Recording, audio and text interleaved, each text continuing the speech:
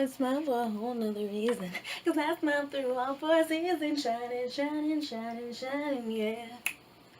All this one and I've been. Hey guys, what's up? Welcome back to my channel. So for today's video, I have a very exciting video. I'm excited. I'm going to be talking about signs that a wig company is a scam. Now, I've noticed these signs between purchasing and looking through different vendors. Like I said, I'm new to the wig game. I just stepped in a few months ago. Hasn't even been a year. So between me trying new wigs out and seeing what I like and what I don't like and signs to look out for, because there's so many different Instagram brands that claim to sell hair, and then they follow you like the more often. I don't know how they even find you, but once I started posting with my wigs on, they were just finding me and following me, and I could tell some of them were scammy. And I'm going to talk about the signs that I noticed, and especially because I just did that review on my second Amazon wig, and it was nothing like the picture at all. Like, I feel like I was totally ripped off. So after getting that wig, I was like, wow, I missed this sign, this sign, this sign that I didn't look for when I got this one. This lace front is very nice. I like it. But yeah, I missed a few marks with that one. So I have my list in my notepad, and we're going to be talking about the few signs to look out for. So if you guys are interested and want to know what you need to look out for, then please keep watching. So the first sign is something that I already knew, but it's pictures of people not in the wig. And what I mean by that is if a company, like I got a blonde wig off Amazon, they had a photo of Crispy. This was the photo they had of Crispy. So I knew off the bat that that wasn't her, and I'm pretty sure in that picture that was her real hair, and if not, then it's from Diva's Wigs, which I believe is the name of it, but it's the only boutique she wears wigs from. So I knew off the bat, okay, that's not it, but maybe the wig will look similar. Don't do that. If they have a fake photo, if they're using someone else's pictures, don't do it, because this is what the wig ended up looking like. Now, it doesn't look bad, but that's just not what I paid for. If I wanted a wig like that, I could have found that at my local beauty supply store. That claimed to be a human hair wig, and it is very synthetic. You could not put heat in there, but it still looks good. You know, you want to avoid that. You want to, like, pay for something that is true, not something that's scammy like that. And that's scammy because you're using someone else's picture to market your product that isn't anything like the picture. And then also, if they happen to have an Instagram, you can tell it's fake because they don't tag the person. Every brand, if someone's wearing something from them, they're tagging the person. There's no reason for them not to tag the person. So if you're posting these pictures of someone wearing your hair, why aren't you tagging them in it? And especially that's good for exposure. If someone's like, oh, I watch her, oh, she wears that this brand, I'm gonna get something from there. So why wouldn't you tag the person who's wearing that hair? Interesting. Also, this is just my opinion. I don't know if a lot of brands do that, but I just found it sketchy that I couldn't, there's a brand I wanted to purchase from. I'm not going to say the name.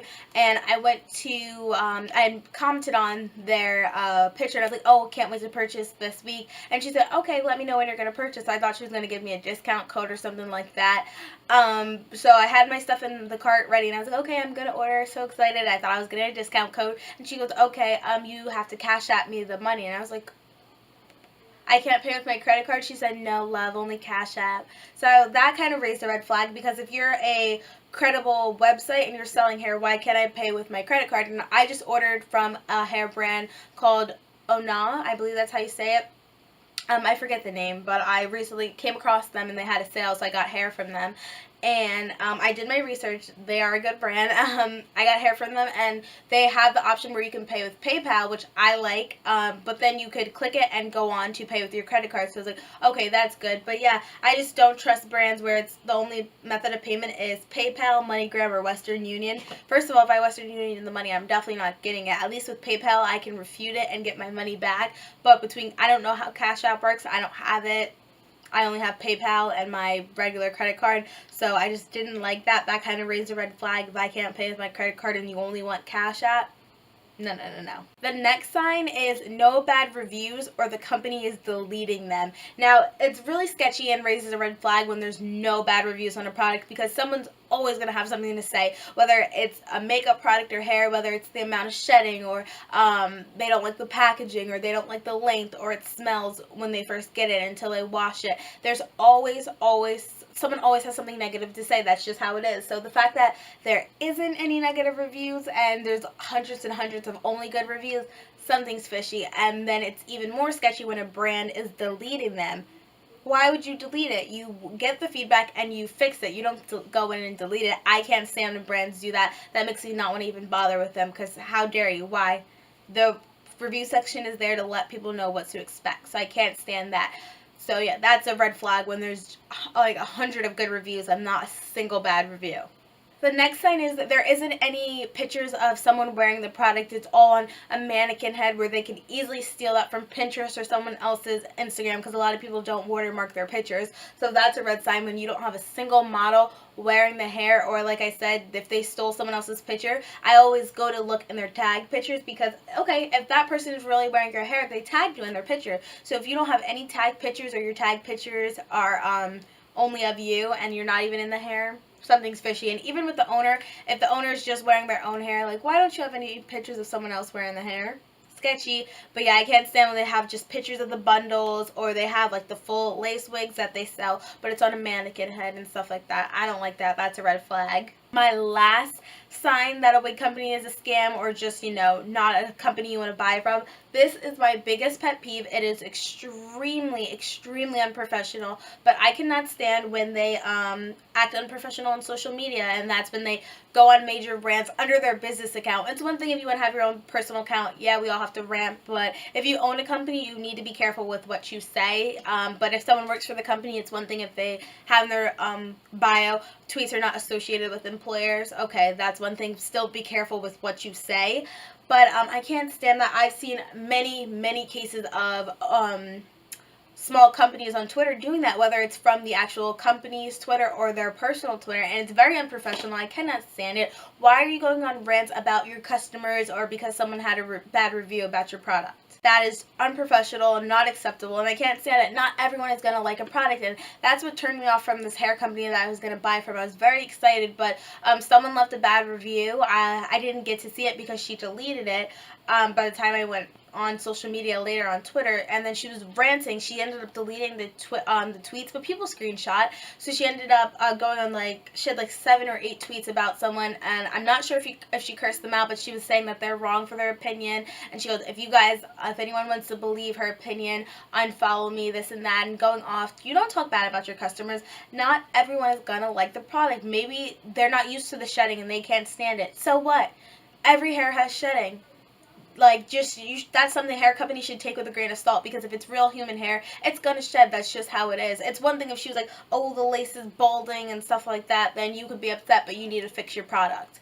The other thing, I'm getting hype about it because it makes me so mad. The other thing is, I can't stand when they are ignoring customer complaints. They don't respond, or they're rude back to the customers.